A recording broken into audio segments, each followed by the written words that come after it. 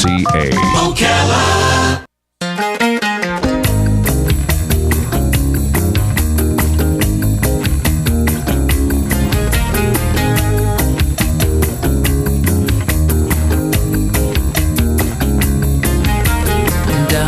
5 minutes after 11 o'clock. Thank you for tuning in this Overcast Friday, and we're going to learn something right now. Craig Ackerman is in the studio. Craig's been with us before. He is the Public Information Officer for the Florida Department of Health here in Marion County, and among other things, we're going to learn about the Passport to Health Community Health Fair. Randy Ming is also in the studio. Randy is the Emergency Planner for the Florida Department of Health here in Marion County, and also the Marion County Medical Reserve Corps Coordinator, which I believe is where we're focusing for at least part of this interview.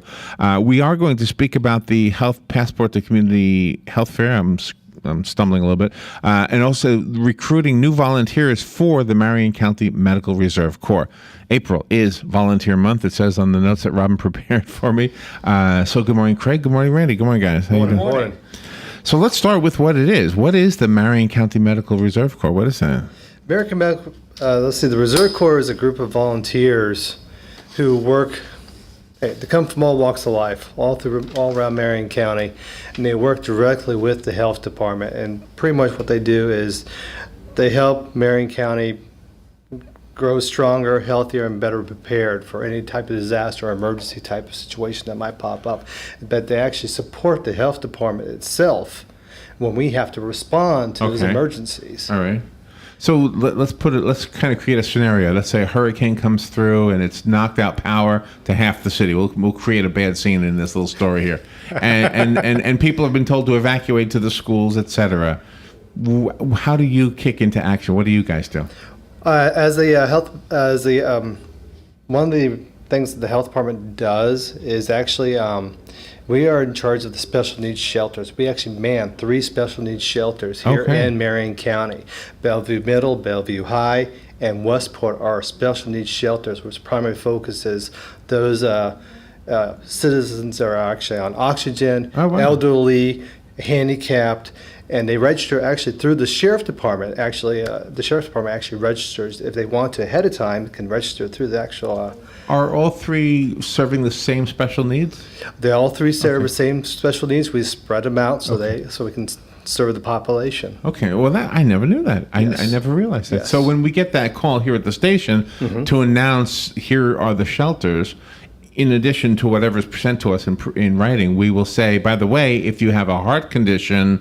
Correct. Or something like that. You or need to oxygen. Okay. Or are you in need of constant electrical, like people on not defibrillators, but on CPAP machines that need that constant electricity? Because all 3 of these shelters actually have backup power that is there. And the volunteers that you're talking about recruiting, what would they be doing at that point? Volunteers actually help man the shelters. Okay. So the health department pretty much shuts down. We man those shelters, and the volunteers actually help support us. So if I signed up to be a volunteer, I would get that call that said, Larry, you got to show up at Bellevue High School or something. Bellevue High. We've got a special need, shelter operating, and we need you among 100 other guys or That's people, correct. not just guys, obviously. Right. Yeah. Basically, the volunteers will come in. I have nurses, I have doctors, I have all walks of life actually. So you have people who actually know about medicine, and then guys like me who wouldn't know much. Wouldn't know much. I have all walks of life actually in the volunteer corps. And cause we need all walks of life that actually can help us out. Yes, it does say medical, but all walks of life actually are part of the volunteer agency. Okay. That also helps in rescuing. Not also rescue. when tornadoes come through. We don't focus on rescuing. That's not our area. Oh, okay. That we leave that up to the sheriff department and the fire department. Now, I signed up, and Robin signed up for the bone marrow registry. And if somebody ever needed bone marrow, they call us. Nobody's ever called us. Is it similar with you? Do you have a lot of people signed up? And because we've had knock on wood, a relatively event-less situation in the past several years, Have you had a lot of people who've been signed up but just have never been called? We have over about 175 strong. Oh, wow. Who are actually trained and ready to respond. Ready. But they all work normal lives. We're all working daily, but I can call them up and tap into them if I need to. If the health department has a special event going on, like Craig will talk about the actual Passport to Health, we'll tap into those volunteers to help us out, or for the special needs shelter. I gotcha. Okay, so it doesn't necessarily, the volunteer work may be a hurricane or something like that, or it may simply be an event. Correct. Which is so some of the volunteers we're talking about, because you would like, if you volunteer, to get a call now and then, right? Oh yes. And I try to do that. What do you do? You text them? We have a notification system out there. I can send by email or text or phone call. That we have a system set up that pretty much blast out there. We need support now. This is where to report to. If you can do it, hey, press 1 for yes or 2 for no if you can do it that time. Because some of them are nurses or doctors who are actually already working in hospitals who are kind of busy already. But I look for those retirees out there who are still have their license in place already. I use them to our advantage. Do you know, in broadcasting, we have the emergency alert system. I'm sure you've heard for the next 60 seconds where the station will conduct a test. Correct. Well, it's the emergency alert system. And before it was the EAS, it was the EBS, Emergency Broadcast System. I remember. Now, okay, and there is a difference because this is our area, so I can just kind of tell you that it sounds like what you would do to contact those people is what radio stations used to be asked to do. When it was the emergency broadcast system, we used to train like maybe once a year, maybe not even that often, but you had to pass this little test. And the whole idea was to understand what you were supposed to do in that emergency. And one of the things was to announce, by the way, the Ocala Regional Hospital is asking for anybody who volunteered up for their pink program or their blue program to please show up. Right. And so that was part of, and we never had to use it. It was one of those things where we knew what to do. In fact, they used to send, and I never understood this because I never opened one of them up. They used to send these envelopes not to be opened unless there's an emergency. I have no idea what was in them. Yeah. We should go find an old one and open it up. What's in there? Yeah, it was one of those things you were supposed to keep secret. So anyway, so it sounds like technology has made it possible for you as the volunteer coordinator to reach the same people that we used to reach, because now with the EAS we don't have that information anymore. That is correct. Technology we're utilizing actually technology out there that allows to tap into my people and the volunteers quicker. That's fascinating. Are we unique in Marion County with this, or is this something all counties have? All counties have this. Really? So all counties in Florida actually have this new notification system. So. That is really good. That is really good. So I'm guessing right now there's somebody saying, "Come on, ask me, how can I sign up for this? What are you looking for? You're looking for?" You said all walks of life. All walks of life. Whoever wants to serve the community. I mean, that's just like the Red Cross or the Sheriff Department's CERT volunteer group. We're looking for all walks of life actually that wants to serve the community and wants to help out in time of needs. The Medical Reserve Corps came out after 9/11. There was an issue with all doctors, all these people with medical, emergency, and health skills and background who had no place to go, but they wanted to volunteer. There was no agency actually there guiding them, training them, preparing them. That's what the MRC came around, the Medical Reserve Corps came around actually to help. It was an agency developed. It's nationwide. There's one pretty much in every county. We might have a MRC unit attached to not only just the health department, it could be attached to a hospital or to a fire department or some area, but ours just happens to be attached to the health department ourselves. I got you. Okay. So, are the schools the only shelters we have, or do we use other strong buildings? There's other buildings out there, but the school is primary for the special needs shelters themselves. Or yes, they are, and they all have backup power. The special needs shelters do. So, Craig, you are here to represent the health department, obviously, right? And tell me about the event that you gave me the poster for. Well, the event's a great segue out of the Medical Reserve Corps recruitment campaign, because this would give people in the community who would like to meet other Medical Reserve Corps volunteers or would like to meet Randy and talk about the Medical Reserve Corps, to do so at this health fair. He'll have a table set up.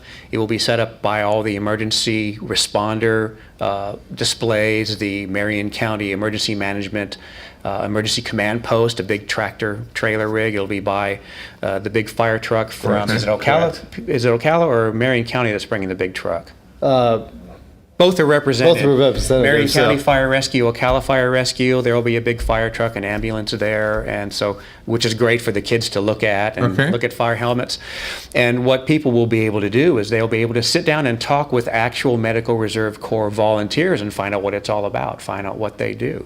It's going to be a big health fair. And this is May 10th at the, where is it going to be? It's at the Marion County Health Department Ocala facility, everybody is familiar with, right by the dog park and Jervigant Park in that area. Right. It's 1801 Southeast 32nd Avenue. We will have some of those variable message signs on the streets to guide people in that Saturday morning. It is going to be from 10 a.m. to 2 p.m. on Saturday, May 10th. We have the health department well represented. We're going to have a lot of information about what we do. We're going to have our cashier cages set up so people who have to work during the week can come and try to sign up and qualify for health care programs. If people need a birth certificate or death certificate, that we do that at the health department. Really? Those cages will be open on Saturday, which normally we don't. Our WIC offices will be open as well. A lot of health department services will be given. We'll be giving childhood immunizations for back to school. We will be doing free AIDS tests. We will have a lot of things just for the kids too. We've got a bounce house coming and some clowns and face painting, prize drawings and games. We want it to be friendly for the whole family, so parents can bring their kids, and the kids hopefully won't be bored out of their minds too much. Since you mentioned free HIV tests, if the person's a minor and wants to have that test, does their parent have to be present? No, that is not the case. And we will be very discreet as well. One of the things about the HIV testing protocol and the program is we're very careful about anonymity, and folks will be able to get in there and protect that. Does the screenings that are available at the health fair, are they always available at the health department? Are the same screenings always available? Not actually. Really? We're going to have a lot of things going on. We're going to have screenings for hearing, for blood glucose level, for blood pressure, vision screenings. There's even going to be hearing screenings, and the telecommunications agency that gives out those free hard of hearing phones, they're going to be there and see if people show up who might qualify. They might be able to sign up for that. Oh, wow. So many of these services are going to be there on Saturday, May 10th, because we have more than 40 community health and support agencies that are going to be there in addition to the health department. The parking lot's going to be full of booths from all of these agencies signing up and providing their services as well. Now, when you mentioned the dog park, it took my mind back to what Randy was talking about earlier. And again, this comes from us as radio people announcing when there was an emergency. I guess the hurricanes were 2004, probably? I think so, yeah. And one of the things they were asking us to announce, in addition to where people get ice, people could get different sandbags, also where people could go if they needed a shelter that would accept dogs or pets. Do we have one or more than that regularly? Or there is one high school here in Marion County. I don't know which one they use, but the Marion County Sheriff's Department is a place to call to find out where the pet-friendly shelter is. Vanguard. Vanguard High. It came back to me. Vanguard High. And that's good to know. I mean, and it's good to know in advance.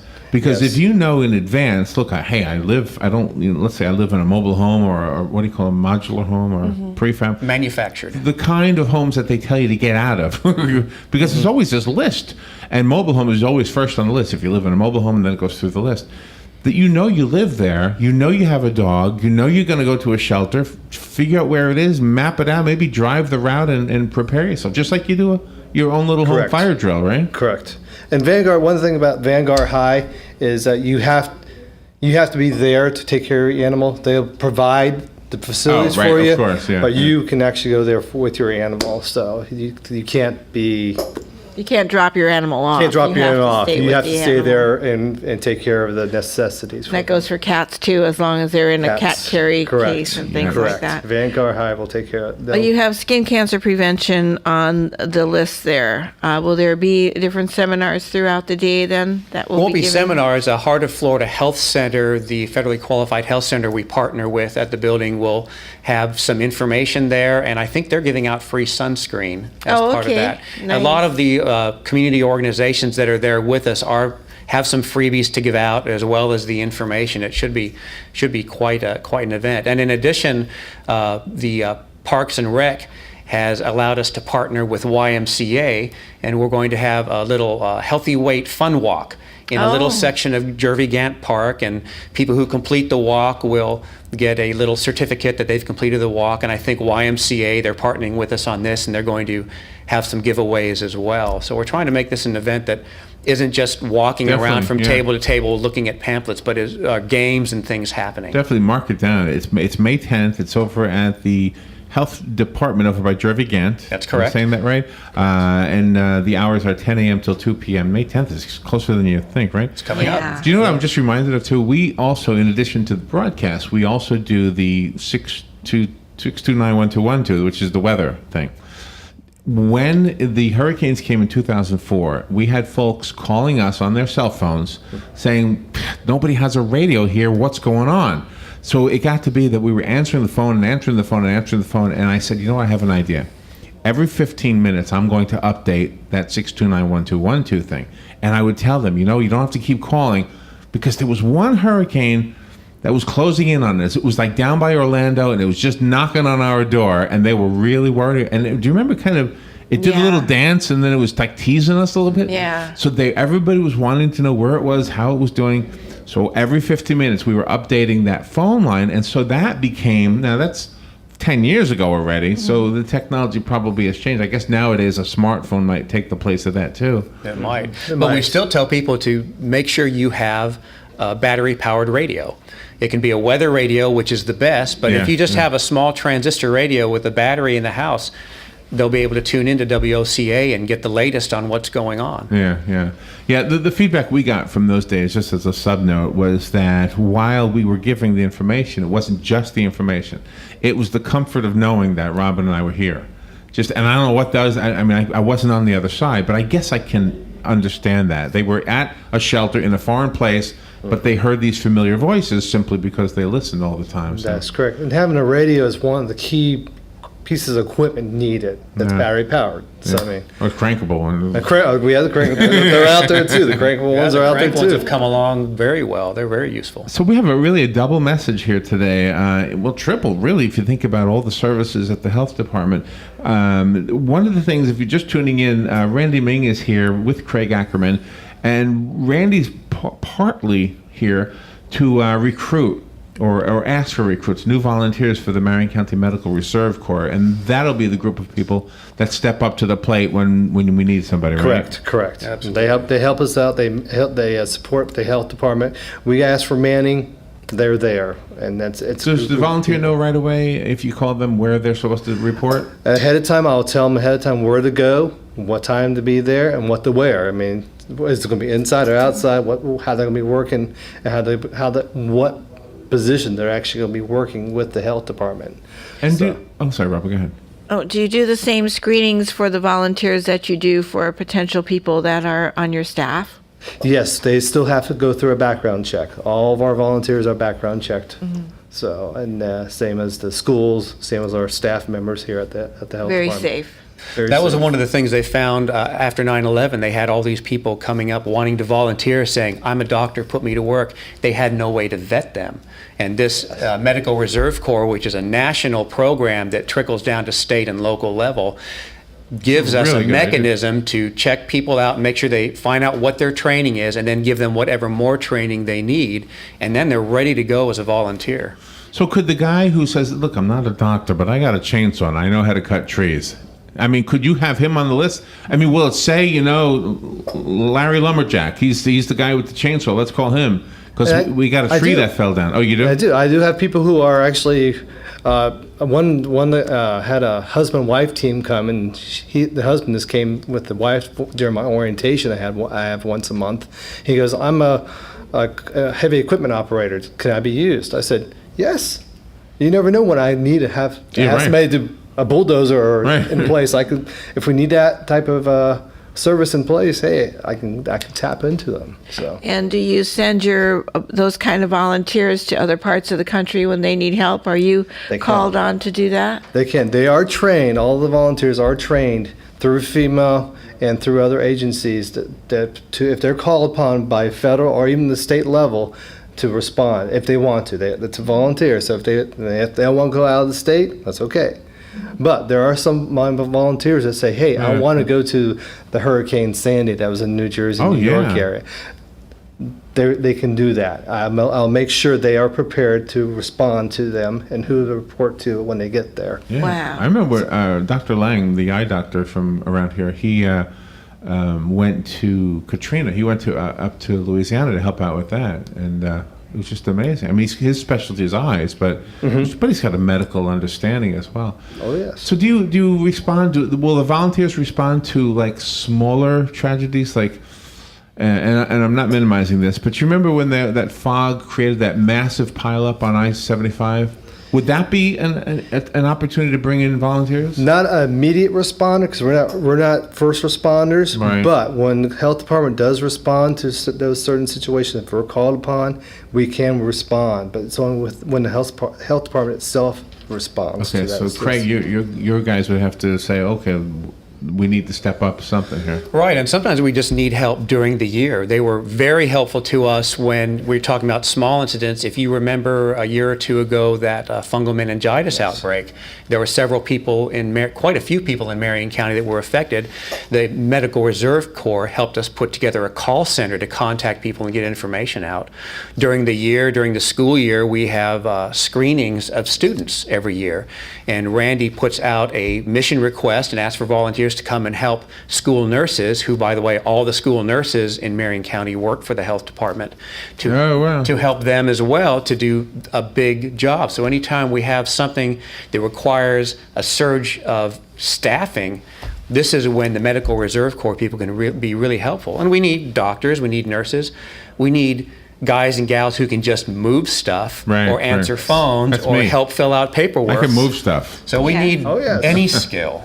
Any skill out there is. Okay, let's make sure we don't run out of time before we give contact information. Do you want to start with the website and then? Sure, you can reach our website at marioncohealth.com. Okay. marioncohealth.com.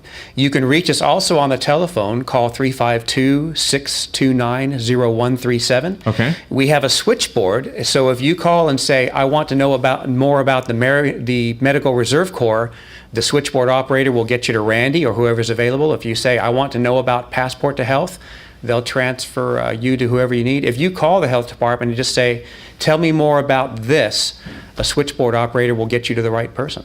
Okay, so remember that, and we'll put this interview on Facebook so that anybody who wants to share this with anybody else, that's where you'll be able to find it, as well as on the YouTube, which is really hosting it. And if you want to go to the event on Saturday, May 10th, simply remember it's between 10 a.m. and 2 p.m. And that same number, 629? 629-0137. Same number to call for information on that. Are you looking for any more vendors, or are you filled up with that? We are filled up and turning people away. Okay. This is our first one in several years, and we're really excited the outstanding response we've gotten. Oh, wow. Okay. Well, thank you for what you do for all of us. I'm sure that I know that we know this because people come in here, they're all excited, they've got something they want to do, and it's going to help the community. Mm-hmm. So we've got a lot of people who step up to the plate. We've got veterans and retirees and just a number of people, youth groups, the Pink Ladies from Vanguard. Yes. Every winter they come around and they give away blankets and things. So thank you for what you do to make this community better. It's a pleasure. Thank you both. Craig Ackerman and Randy Ming. Call us if you need any of that information repeated. We'll be glad to do that for you over the phone. All right, we need to move forward. We've got Fox News coming up, and then we'll have fun with Joe in about 25 minutes. We'll be right back.